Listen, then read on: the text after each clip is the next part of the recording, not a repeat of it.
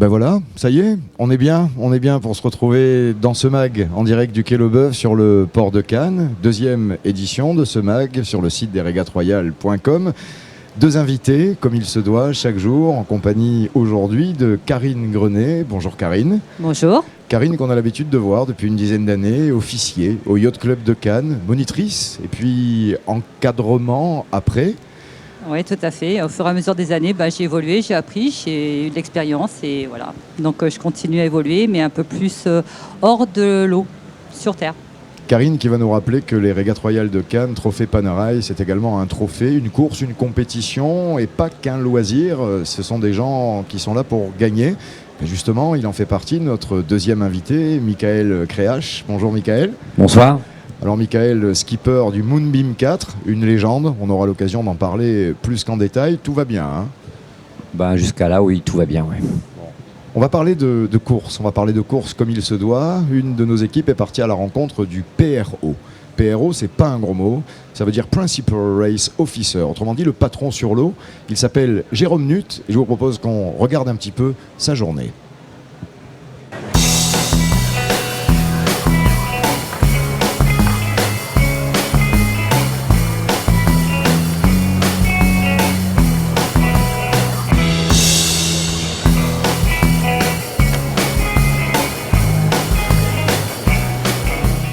Partent sur le rond Bravo pour 3 courses avec signal d'avertissement à midi. Et les Dragons partent sur Charlie pour un signal d'avertissement à 11h pour 2 courses. Allô.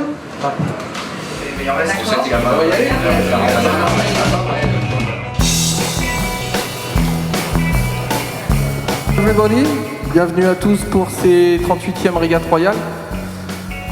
I am happy to see you another time, very happy. Well, the schedule for the day, le programme de la journée, the meteo forecast, we can see the meteogram with Arome and Arpège. Les régates royales, ce sont 3 zones de course dédiées aux bateaux classiques pour la principale et 2 autres zones de course en rade est pour les bateaux métriques et les dragons. Alors cette compétition consiste surtout à un grand rassemblement de bateaux classiques. C'est aussi la finale du Trophée Panerai, du circuit Panerai, donc c'est la dernière course. On a un haut niveau de coureurs et une grosse exigence de coureurs.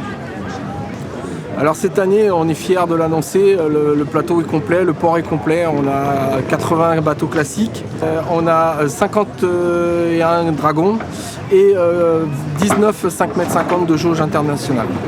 Chez les dragons, ça vient de toute l'Europe, les classiques de toute la Méditerranée, voire même des États-Unis. Il y en a quelques-uns qui viennent des États-Unis mais qui sont basés en Méditerranée. Cannes, il y a ce qu'il faut pour naviguer sur des régates classiques comme ça. Il y a un plan d'eau magnifique et puis il y a de quoi faire des belles images. Donc je vais rester sur l'idée du plus haut plan d'eau du monde.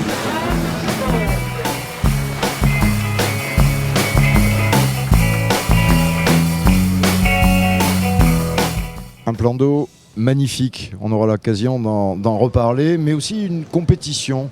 Karine Grenet, la Fédération française de voile, on a vu le début du sujet avec Jérôme Nutt. Le matin, ça commence tôt, avec des briefings envers des skippers, mais aussi des décisions de course. Ça rigole pas, Ah non, ça rigole pas. En fait, oui, donc nous avons des arbitres qui sont nommés par la Fédération française de voile, auquel on est affilié, nous, Yacht Club de Cannes. Donc, lorsqu'on organise une compétition, on demande à avoir certains arbitres, donc un PRO pour les régates royales, des présidents de comité de course, ce sont les personnes qui vont donner les départs, des jurys, donc ceux qui vont arbitrer par la suite pour les concurrents. Et puis tout ça, c'est entouré de bénévoles sur l'eau.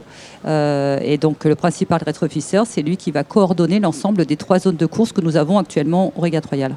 Alors, il y a une forme de hiérarchie. Il y a une hiérarchie, le principal race officer, qui délègue après à chaque responsable de rond, comme vous dites dans le jargon. Ouais. Il y a des catégories de bateaux. Ouais. Mais finalement, le grand patron, ou plutôt la grande patronne, n'est-ce pas la météo ? Oui, tout à fait. On dépend tous d'elle. Ça, on a pu le voir aujourd'hui. Là, c'est sûr que s'il n'y a pas de vent, on doit attendre. Donc, on envoie des pavillons à terre. On essaie de faire attendre les concurrents à terre parce que ça ne sert à rien d'attendre sur l'eau 1 heure, 2 heures pour rien. Et puis après, si ça ne peut pas courir, ça ne peut pas courir. Voilà. Mais bon. Et c'est justement là où beaucoup de monde se pose la question, à quelle heure partent les bateaux? À quelle heure reviennent les bateaux? Mais finalement, personne ne le sait jamais, d'autant que les départs ont lieu au large. Tout à fait. On a 3 zones de course, 2 du côté de Golfe-Juan et 1 ici dans la baie de Cannes. Donc il faut décaler les départs. Il y en a 2, c'est vers 11h. Ensuite, les traditions, donc c'est midi. Donc ça, c'est sur le papier, bien évidemment. Mais tout dépend si on a du thermique, du synoptique, ce que va annoncer la météo, etc. On part ou on part pas, ou on part avec 1 heure de décalage. Mais il faut l'accepter. On fait partie d'un milieu maritime avec les aléas météo. Alors, la baie de Cannes, Michael Créache, la plus belle baie du monde. Le breton que vous êtes dit ça aussi? Je crois qu'on a toujours eu des super régates ici. C'est un plan d'eau qui n'est pas très simple, avec les îles de l'Érins. Des changements de vent, des changements d'intensité, des changements de direction. Ça fait des courses super intéressantes. Ouais. Super intéressantes. Et ce que j'aime ici, c'est on arrive à faire des parcours longs. Et pour nous, c'est important d'avoir des parcours longs.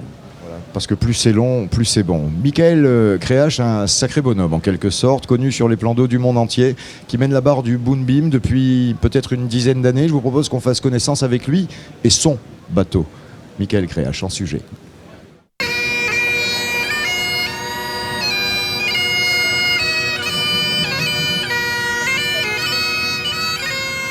Le tech de Moonbeam 4 est William Fife 3, donc qui était le 3e de la génération de Fife.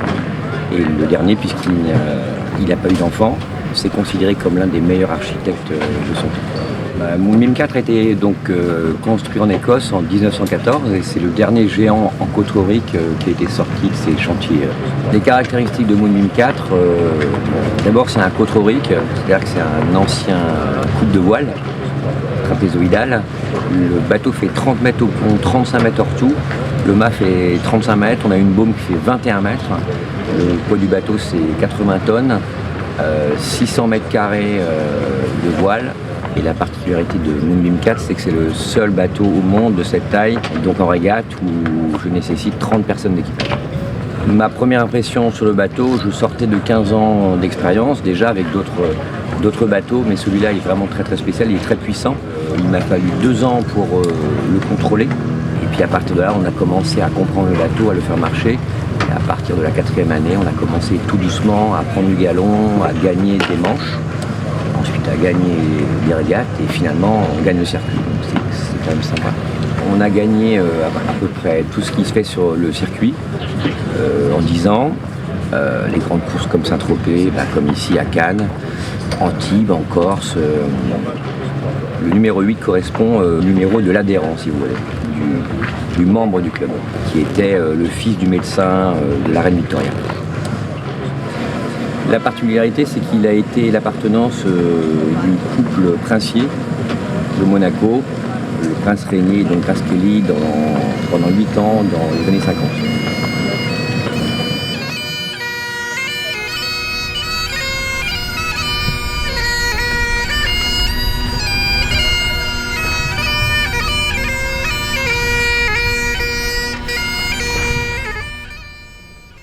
Ça fait rêver, on regarde les yeux bloqués sur l'écran. On vous invite à nous retrouver d'ailleurs sur le port de Cannes, quai Leboeuf, jusqu'à samedi pour regarder, admirer le Moonbeam 4 ou une des embarcations qui s'offre à vos yeux. Moonbeam 4, s'il s'appelle 4, c'est parce que c'est le 4e d'une série. Non, il ne s'appelle pas le 4 parce que c'est le 4e d'une série. Il a fallu qu'on fasse la différence entre les 2 Moonbeam qui donc restaient des 4. Le Moonbeam 3, il s'appelle aussi Moonbeam. Le 4 s'appelle juste en fait Moonbeam. Et les autres avant aussi. Et pour qu'on les différencie, Moonbeam 3 s'appelle aujourd'hui Moonbeam of Fife. Et le plus grand, en fait, le dernier s'appelle le 4. Enfin, il n'empêche que c'est sur celui-là que Grace Kelly et le prince Régnier ont vécu, et pas qu'une nuit de noces, semble-t-il. Non, donc le bateau était dans le port de Cannes et il y a eu un peu de croisière, je crois, mais je crois qu'elle était malade en mer. Le Moonbeam 4, il a tout gagné, au moins en Méditerranée en tout cas. Ouais, on a tout gagné. Alors c'est vrai qu'aujourd'hui on dit le 4 il gagne tout. C'est très très compliqué en fait. D'abord on n'a rien gagné pendant 4 ans. On a travaillé comme des bêtes. Moi, comme vous l'avez vu sur le reportage, pendant 2 ans, alors que j'avais beaucoup d'expérience avant. Ça a été dur. Le bateau est puissant, le bateau est dangereux, il est compliqué. Et on a commencé avec beaucoup d'efforts, et surtout avec un armateur qui m'a donné la carte blanche d'amener des gens à bord aussi compétents parce qu'on apprend tous les jours. Voilà. Et oui, on a en 6 ans, là, donc moi ça fait 10 ans que je suis à bord, depuis 6 ans, on arrive à être en haut, mais à chaque fois c'est compliqué, il ne faut pas croire que c'est simple, à chaque fois.